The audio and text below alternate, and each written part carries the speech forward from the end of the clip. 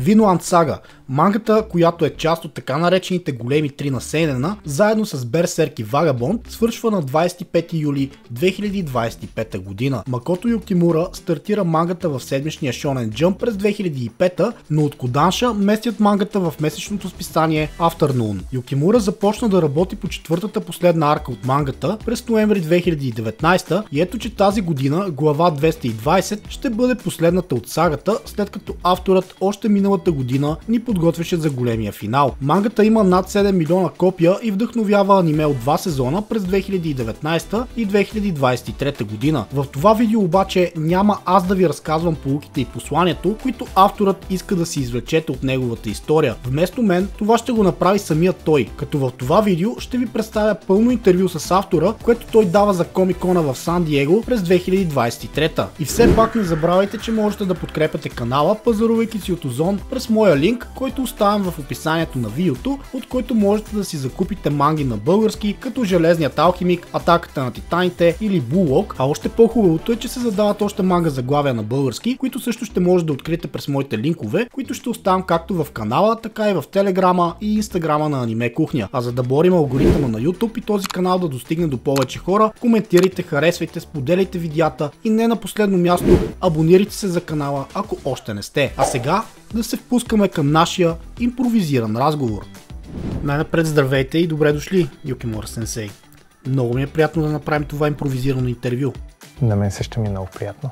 Без да губим никакво време, нека да преминем към първия въпрос. Бащинството е тема за основните персонажи Торфин и Кнут, но също и за останалите герои в историята. Защо отношенията между баща и син са тема, върху която се фокусирате? Очудващо всичко е съвпадение. Когато започнах работа по творбата, бях фокусиран повече върху насилието, отколкото върху бащинството. Но, когато си дадох сметка и се върнах назад в историята ми, осъзнах, че има много видове отношения, които олицетворяват това, което вие определихте като бащинство. Чуди се защо това е така, дали е някакъв мой комплекс или има свое психологическо обяснение, нямам представа. Ясно, разбирам. А какво е значението на контрастите между Торфин и Кнут? И двамата са имали бащински фигури в живота си, които са ги възпитавали по различни начини. Рагнар спрямо Торс. Вероятно, защото съм прозрял, че няма да се спирам само върху Торфин, за да балансирам начина си на мислене. Както и като разказвач е много лесно да резонирам и да се свържа с главния персонаж на творбата. Философията на главния герой. Причината да действа и да се превърне в най-героичния образ. Всъщност имам чувство, че това се случва с мен. В противовес на това създадох Кнут. Това е напомняне за мен самия. За да си дам сметка, че има хора, които мислят различно от мене, понеже това е разнообразен свят. Друга тема, която Vinland Saga така разглежда, е отмъщението, което виждаме през очите на Торфин, Ейнар и Хилд. По време на ерата на викингите отмъщението е било необходимо, за да запазиш честта си. В историята прекъсването на този цикъл на отмъщение е трудно и са нужни години, за да се излезе от него. В този ред на мисли, как решихте колко дълго ще е пътуването на всеки герой към прошката и изцелението? Да решавам дали да напиша история, която да подхранва насилието с насилие, око за око, или пък да напиша свят, в който някой ще сложи край на това. Ако трябваше да избирам между двата пъти в историята, със сигурност щях да избера пътя на прошката и изцелението. В същото време обаче си признавам, че отмъщението и насилието създават интересна драма в историята. Ако бях добър разказвач, най-вероятно щях да пиша повече за насилието, отколкото за отмъщението. Но и войната от друга страна също е вид цикъл. Торкел има до толкова склонност към насилие, че го определяте като дете по душа. Защо решихте да не го представите като просто един злодей, а сте го превърнали, как да кажа, в по-приятен герой? Торкел се роди поради две основни причини. Основната причина е, че не обичам насилието. За да напиша насилствен герой, обикновено го пише като лош човек. Макар че част от мен ми подсказа, че не е честно. За да запазя баланса, създадох симпатичен насилствен герой като Торкел.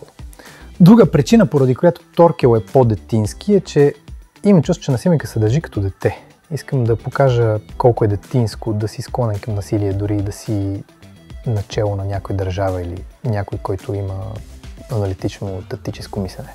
Ако можем да се върнем на нещо, което споменахте преди малко, именно, че не обичате насилието, в началото Лейф Ериксон описва Винланд като нов свят без война и робство.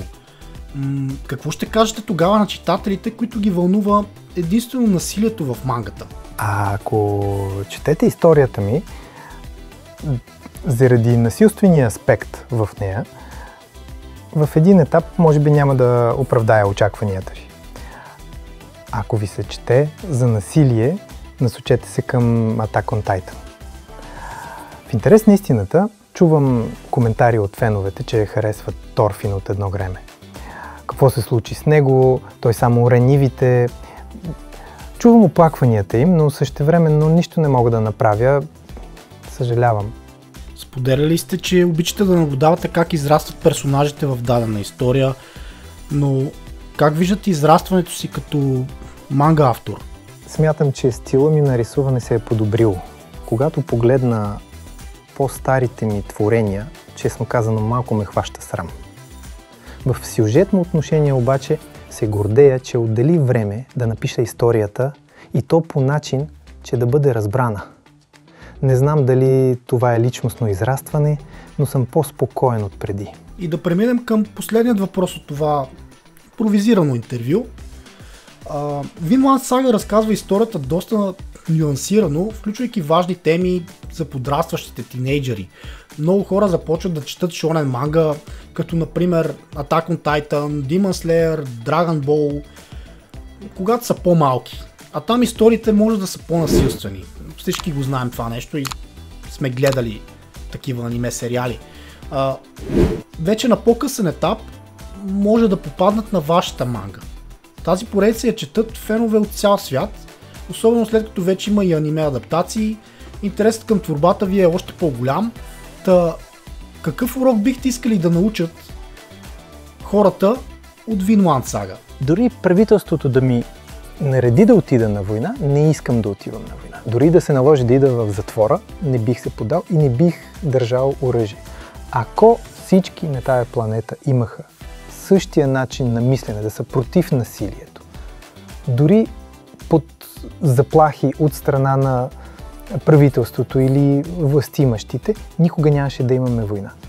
Надеждата ми е по-младото поколение да споделя този вид ценности за в бъдеще, така че да няма войни в целия свят. Това е едничкото желание, което имам като човек оптимист. Това е единствената надежда, която искам да представя в своята история. Благодаря ви за това импровизирано интервю. И аз благодаря. Ще си позволя да подканя вашите зрители да се абонират за Аниме Кухня и да подкрепят канала, пазарувайки си през линковете в описанието към Озон.